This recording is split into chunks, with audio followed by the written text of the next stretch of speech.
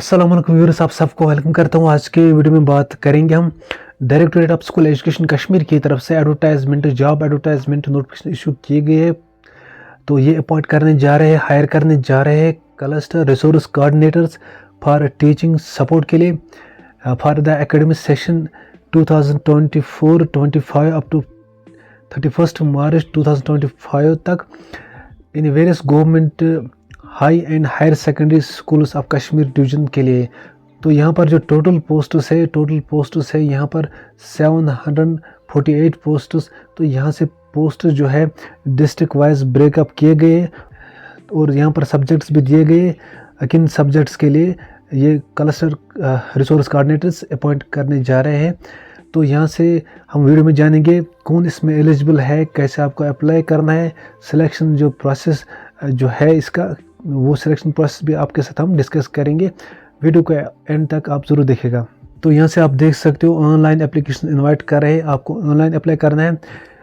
Eligible post graduate candidates of domicile of union territory of Jammu and Kashmir के candidates से जिनके 50% कम से कम मार्क्स है पोस्ट ग्रेजुएशन में। क्लस्टर रिसोर्स कोऑर्डिनेटर्स जो है फॉर टीचिंग सपोर्ट के लिए एकेडमिक सेक्शन जो है 2024-25 अप टू 31 मार्च 2025 तक in various government high and higher secondary schools के लिए कश्मीर डिवीजन के जो स्कूल्स हैं हाई स्कूल्स और हायर सेकेंडरी स्कूल्स के लिए ये हायर करने जा रहे हैं। तो यहाँ से मैं आपको बताना चाहता हूँ जो पोस्ट्स है यहाँ पर, तो यहाँ पर आप पोस्ट्स देख सकते हो ब्रेकअप किए गए डिस्ट्रिक्ट वाइज। तो सबसे पहले मैं आपको यहाँ पर बताऊँगा सब्जेक्ट्स के बारे में, किन सब्जेक्ट्स के लिए ये अपॉइंट करने जा रहे हैं।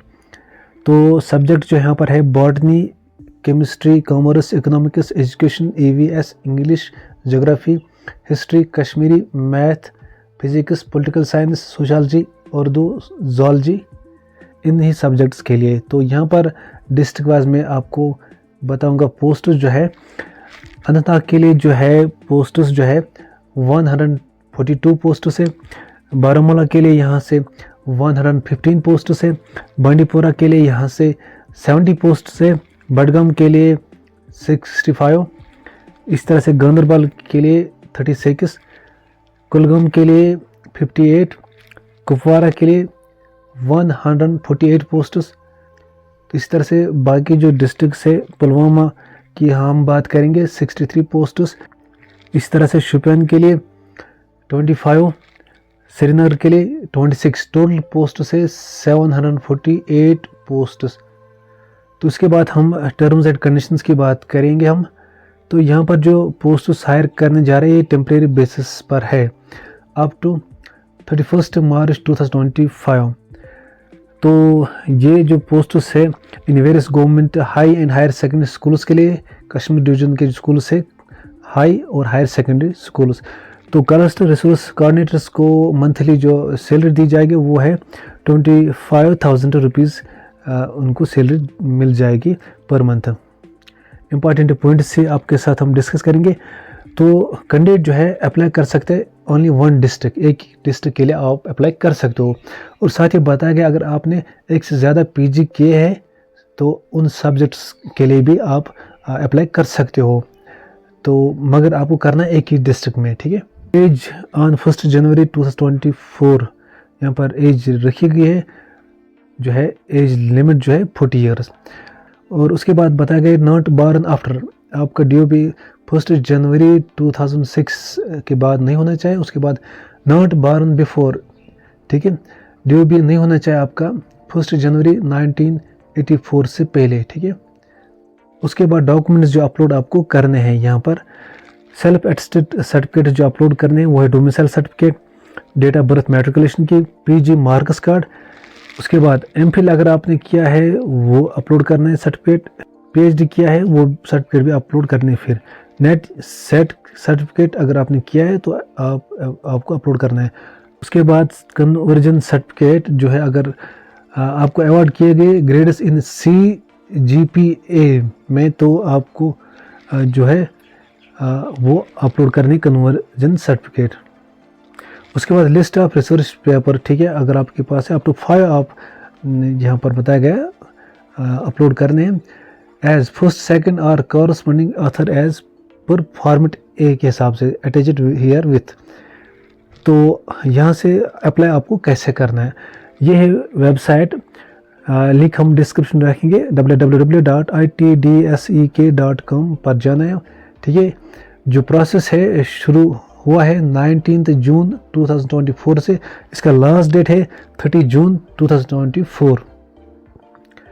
और कैंडिडेट को recent passport size coloured photograph जो है अपलोड करना है एप्लीकेशन फॉर्म के साथ।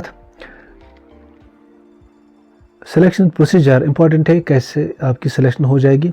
तो यहाँ पर आप देख सकते हो पीजी जो है इसमें आपको 85 पॉइंट्स दिए जाएंगे, नेट सेट के लिए 3 पॉइंट्स, एमफिल के लिए जो है 5 points in the relevant subject. ठीक है, पीएचडी के लिए 8 पॉइंट्स, उसके बाद पब्लिकेशन के लिए नेशनल एंड इंटरनेशनल लेवल के लिए 4 पॉइंट्स, टोटल है 100 पॉइंट्स, यहाँ पर आप देख सकते हो। उसके बाद क्लैरिफिकेशन ऑन वेटेज इंपॉर्टेंट है, एमफिल एंड पीएचडी अगर कैंडिडेट ने दोनों किए तो आपको हाईएस्ट डिग्री जो है पीएचडी के लिए 8 पॉइंट्स आपको दिए जाएंगे। तो एडिशनल पॉइंट्स आपको एमफिल के लिए नहीं दिए जाएंगे। ठीक है, अगर आपने दोनों किए एमफिल एंड पीएचडी जो है हाईएस्ट डिग्री, तो इसके लिए 8 पॉइंट्स दिए जाएंगे, एमफिल के लिए नहीं। फॉर कैंडिडेट, उन कैंडिडेट्स के लिए जिन्होंने एमफिल ओनली किया है उनको 5 पॉइंट्स दिए जाएंगे। फॉर कैंडिडेट जिनके पास ओनली पीएचडी है 8 पॉइंट्स दिए जाएंगे। और यहाँ पर पब्लिकेशन के बारे में बताया गया है 1 point for each such publication के लिए मैक्सिमम 4 पॉइंट्स दिए जाएंगे। अभी कितने पब्लिकेशन है, सिर्फ आपको 4 तक, मतलब एक पब्लिकेशन के लिए 1 पॉइंट, मैक्सिमम 4 पॉइंट्स दिए जाएंगे। अगर इससे अलावा आपने पब्लिकेशन आपकी है उनके लिए पॉइंट्स आपको और नहीं दिए जाएंगे। जो discipline specific research papers as first second और corresponding author published in peer reviewed and UGC care approved journals जो है with ISSN and positive impact factor जो है 1 पॉइंट दिया जाएगा फॉर ईच पब्लिकेशन।